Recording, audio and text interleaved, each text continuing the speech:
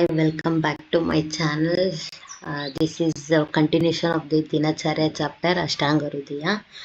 In my previous video, I have completed Abhyanga, Vyayama and Danta Davana. Today, I'll go move on with the Sthana, means bath. This will be asked for mostly for 5 marks, and it is important. 2 to 3 times they ask this for exams.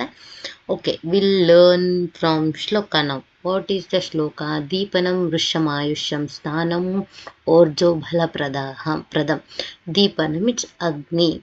Digestion will be increased. Rushyam ayusham, sperm and ayusha. Quality of the sperm or the quantity of the sperm production will be increased. Ayusham means lifespan will be increased. Snanam ojo bhala pradam. Oja means immunity power will be increased. If we take bath daily, then what will happen? Deepanam vrusham ayusham snanam orjo bala pradhanam. Agni will increase, sperm quality quantity will be increased, lifespan will be increased, oja immunity power will be increased. Second one, Khandu mala shramas Khandumala Shrama Sweda Tandra Trut Daha Papmochitam. What is the meaning of this second line? Khandu means body itching. Itching will be there. No, that will be reduced if you take regularly. But the next one is Malaha, means Mutra Purusha Sweda. What all are there? No, they will be excreted from the body in the correct quantity. Means constipation will not happen in the body. Shramaha means tiredness will be reduced.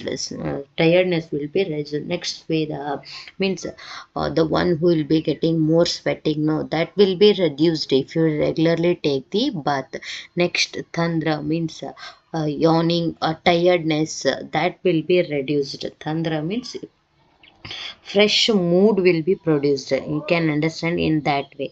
Next is trut, means thirst will be there, no, that will be reduced. Next daha papmochitam. Daha chit means daha papa chit, we have to read like this. Daha chit papmo chit. Daha means reduced in the burning sensation in the body or stomach. Papmochitam means reduced from the microbes. What all are microbes will be there in the body, no, those will be reduced. So second line meaning is Khandu, itching will be reduced. Malaha, proper excretion of the malaha. Shramaha means tiredness will be reduced. Sweda, excessive sweating will be reduced. Tandra, fresh mood will be produced. And trut, daha papochitam, thirst will be reduced, burning sensation will be reduced. Papu means microorganisms, what all are there on our body, no, that will be removed out from the body. Next third line, Ushna Ambuna Adakayasya Parishoka Balavaha. This explains about the effects of taking hot water bathing. What will be the effect if you take hot water? So HR explains, Ushna means hot, Ambuna means water. Ushna Ambuna, Adaha means below the body parts, means Ura, below the Uraha or Griva region, means that is below the neck part or chest part. Ushna Ambunaha Adakayasya Parishoka Balavam. If you take the hot water bath below your neck regions, means ura, chest region, stomach, leg, this all comes under the below. Adaha, urdhva means above. If you take hot water bath for these parts, it creates balavaha, means strength, it provides strength. Teneva tuttumangasya balarutkleshascha jakshusham. If you take hot water bath above the body parts, urdhvaha, tuttumangasya means urdhvaha, above body parts, then what will it cause us? What will cause us means Hrudaya Rogaha. First one is Bala will be reduced. Hrudaya disorders. Utkleshasa Jakshusha means eyes disorders will be produced. See, if you take hot water, first line explains about if you take hot water other body parts, it creates the bala. If you take hot water to the above body parts, then it will problem in the Rudaya and Jakshu. Above body parts, what all sense organs will be there, so problem of all sense organs and mainly Rudaya.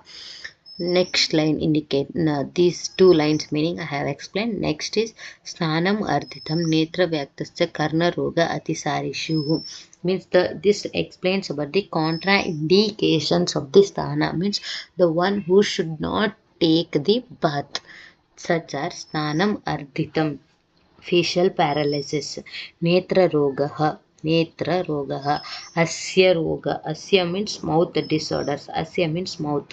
Next one bit karnaha means ear. You see, you have to read this sloka. Ardhita rogaha netra rogaha asya rogaha karna rogaha. These people should not have bath. Next, Atisarishu means diarrhea or dysentery, those persons. Next, Admana Pinasa Jirna Bhuktatva Vastu Cha Grahitam. Admana means flatness, gaseous means you can understand the problems in the stomach. Next, penis, running nose means cold person. Ajirna person should not have the bath. Next, bhuktha vastu means one should not have their bath after the taking food. After having food, you should not take the bath. Next, cha grahitam. These are the indications mentioned for the contraindications mentioned for the sthanaha. What all I explained now till now, those are given here in their box item. If you are facing difficulties in remembering shloka, then move on to these box items like Deepanam improves digestion, acts sporadics means sperm's quantity quality will be increased, Ayusham lifespan, Ojaha Balapradaha Kandu Mala Shramasvedaha Tandraha Trutchita Dahachita Papochitaha Adokayasyaha Balavaha means below clavicle increases the strength, above clavicle reduces the strength, special of the hair and eye.